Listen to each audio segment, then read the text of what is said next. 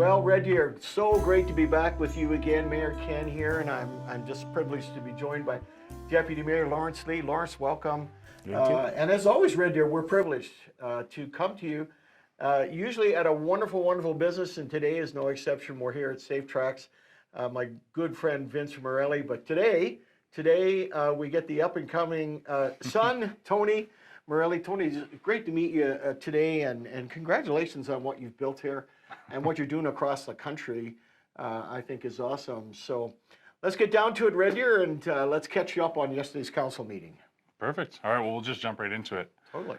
So yesterday, council directed administration to develop a formal neighborhood development strategy for the greater downtown and rail yards neighborhoods. Mayor Johnson, can you talk about the neighborhoods of the rail yards and greater downtown areas and what specific challenges these areas face? Well, Tony, thank you for that question, and certainly administration came to council yesterday for the primary reason of saying, are you interested in bringing something into the next budget? So our next budget cycle, it will be, say, a year from today. That'll be a 2-year budget. And included in that, after the direction we gave administration yesterday, included in that will be a bit of a redevelopment plan or certainly a new look plan for rail yards. And if you're not familiar with rail yards, Red Deer, first of all, shame on you, because you should be down in rail yards and supporting those businesses there. But second of all, rail yards is one of our oldest neighborhoods in the city. Tony, I can best describe it as being, it needs a little tender love and care. It's a little aged down there. We did a study. The report is a little bit old, as it relates to reports. 15-year report was called the Greater Downtown Action Plan. And it called for improvements in rail yards and lighting and sidewalks and some upgrades in connectivity, in mobility, things like that. Not unlike your very own business here, enabling people to get around safer and so on. So there are challenges in rail yards. Certainly the social challenges in our city are probably most visible in rail yards. The want of housing, the want of a permanent shelter, what I would call the social disorder challenges, drug use, things like that are there. But those things, even if they were somewhere else, if you will, and obviously, that's not a goal of any of council or the greater citizenry, but even if they were somewhere else, rail yard still needs that lift. And it reminds me a lot of the work that we did in Riverside Meadows just a few years ago, where we invested $6.5–7 million in capital upgrades to the neighborhood there, put a new look on it. That attracts more investment. That increases property values and so on. So we're anticipating a good report to come back from administration, but there's no question that we have social challenges in that neighborhood at the same time. Yeah, for sure. And to follow up on that, question for Deputy Mayor Lee, what will administration be bringing back to council to consider and when? Well, as the mayor explained, there's a lot of things going on in that area, but strangely, there's never been a neighborhood area structure plan developed for that area. So it's a good thing and an opportunity now to do it right. So when we're building neighborhoods in our city, they have to be thoughtful and they have to be with a lot of community input and engagement. So this gives us an opportunity to bring forth the ideas that this area has become into an area redevelopment plan. So that strategic development will set the groundwork for the future of what that neighborhood will become. Great. So then jumping over to Electric Utility Council Governance Process Policy Report. At the meeting, City Council considered resolution regarding an update utility governance policy. Mayor Johnson, what steps in this process towards evaluating the city's approach to utility governance? Tony, first of all, I gotta say, I fully empathize with you. That's a heck of a mouthful to be saying there around the name of that report.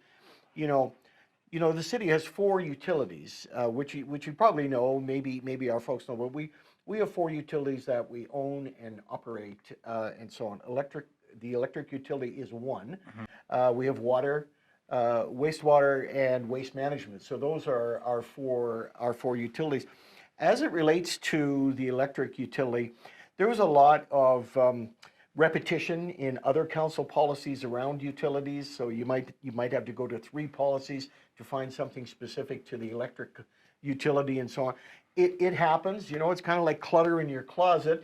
You meant well when you put it in there, and then you find it two years later, and you know, and all those things, you're not very effective. So the reason we firstly addressed the electrical utility was to be far more efficient in our ability to govern it, to find policy, to be able to implement, you know, just good direction to administration, and so on. There will be a sequencing of these utilities. We started with electric, so it'll continue on to the other 3 utilities as well. So it was electric's turn to come to the table yesterday. It's a bit of a modernization project as well. You know, we haven't looked at some of these policies in a while.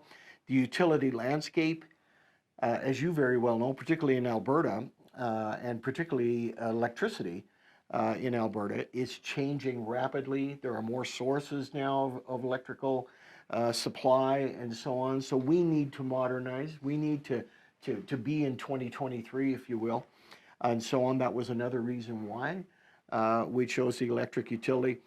One of our councillors said it was the most exciting piece of work he's ever done. The other 8 of us, I'm not sure we agreed with that statement, because when you get into utilities, it can be pretty, in his words, boring. But he found it exciting, so good for Councillor Dirksen. He led the charge yesterday with a lot of great questions around utilities. But certainly we can look forward to the other utilities being revised now, made a little bit more efficient. You know, maybe on the surface not very exciting, but when you think of a Red Deer as an electrical distributor and the city owning that particular utility, it's a very, very important piece of work. For sure, yeah. And so you kind of touched on it, but for a question to Deputy Mayor Lee, with the modernization of your policies, why is the city looking at it now? Well, your dad would actually understand this, and most Red Deerians would. But the boring part of cities is that we get things when we need them. So we turn on our taps, we flip our light switch. That reliability we get. So Mayor alluded to it. We haven't looked in depth into this particular policy for just over 2 decades. But we need to, because as you know, we talked about, things are changing rapidly. Distribution, infrastructure, climate resiliency, all have to be put into what utilities have now become. So in order to keep step with that, we actually evaluate all our policies. So the city regularly evaluates all the policies that we need to do, because Red Deer isn't the Red Deer where you and my dad, or your dad, sorry, and me grew up in. So it needs to change with that flow. It needs to ebb and grow just like you know, it's meant to be. So that organic growth involves us looking at what best serves the public.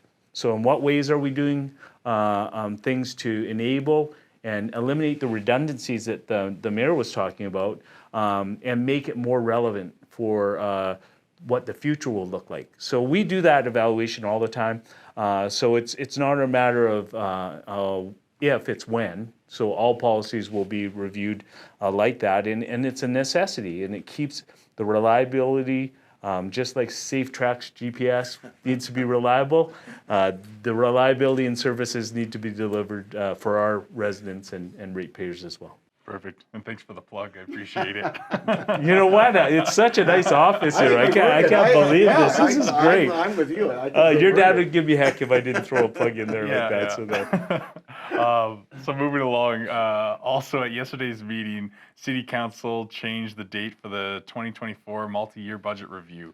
Mayor Johnson, what was the reasoning for moving the 2024 budget review to January? Yeah, thank you for that. Before, you know, and I'll say first, Tony, I've been stealing poor Councillor Lee's thunder on most of these questions. I should pay more attention to the one that's directed at me and not keep going. But anyway, so apologies, Councillor Lee. No, not at all. Anyway, as it relates to that particular question, you know, it's a great question.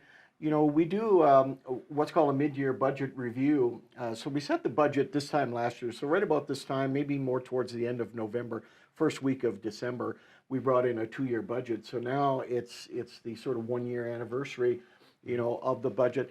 So our accounting staff came to us, 10 days ago or so, 2 weeks ago, and said, we'd like to compare the year-end numbers. We'd like to have the exact year-end numbers for council, rather than project them from November into December, and so on. So could you give us a little time? We thought that was quite reasonable. It allows council the opportunity to have its own workshop, looking forward into 2024 and by extension into 2025. So we'll take advantage of the particular time. So there were really those two factors. The month of December traditionally is a little, softer, if you will, relative to scheduling due to the Christmas break and all those things. So you're a little more compressed for time. January won't be like that for us. January we'll have that window of time if we need it. So I thought it was a great request. Council also agreed it was a great request, and that's why we gave the extension. Perfect. And then I guess to wrap things up, I'll just open up the table for both of you. Was there anything else from yesterday's council meeting that you would like to mention? I'll go to Councilor Lee. Go ahead. For me, just to add a little bit more context into budgeting in that, municipalities have been suffering through a lot of changes in their fiscal framework. So that's what all municipalities in Alberta are looking at. So when budgeting comes, Red Deerans deserve and need the most accurate projections that we can possibly give. We haven't been given that certainty because we've been dealing with things like our RMP contracts being negotiated, and we have to own up to that part of it as a municipality. But that effect downloads millions of dollars into our operating expenses. So we have to adjust for that. It's nothing. I think this is a one-off. We're going to do it. Get the most accurate figures that council can deliberate with going forward into this next two budget years that we go into, and go from that. But other than that, I think this is great. This is my first interview with the mayor in this type of format. I think it's pretty cool to be here. Thank you. I usually, Tony, have a couple of messages, for our great citizens. Even though some of us don't choose to live in Red Deer, Tony, that's okay. It's a great city and all those things. And so I'll say this: Red Deer on the 17th, just 2 days from now, we are, and thank you for mentioning the electrical utility. We're gonna flip the switch as we always do every year. On Lights the Night, Red Deer Lights the Night, which means City Hall Park is going to be lit up. And that's going to be a magnet for families, certainly over the next 6 or 7 weeks. Families will come down, they'll experience the park, they'll experience some of that Christmas magic. There's nothing that'll warm your heart more than a mom and dad and a couple of 3-year-olds, come wandering through and check out the park, and I look forward to that. And Red Deer, you should come down. And Tony, what I said yesterday, in talking about rail yards and downtown and where our downtown is going. I've said this before, and I'll say it now again to our great Red Deerians there. We got 40,000 households in Red Deer, 40,000 households, and if those households spent $120 a year, that's all they'd have to do. $120 a year. Okay, so Red Deer, you can do the math. That's $10 a month, $250 a week, et cetera. We all get that. That would put $5 million into our downtown economy. And so I say, Red Deer, downtown belongs to all of us. It's not just businesses like Tony's and Vince's today that are down here and so on. It's a community asset. Don't just come down over Christmas, but please come down and see us now at Christmas time. But come back and embrace your downtown, and because it belongs to all of us. So I just wanted to say that. I look forward to seeing you, Red Deer, in the park over the next 6 or 7 weeks. You'll find me strolling through every evening at about 5 after 5.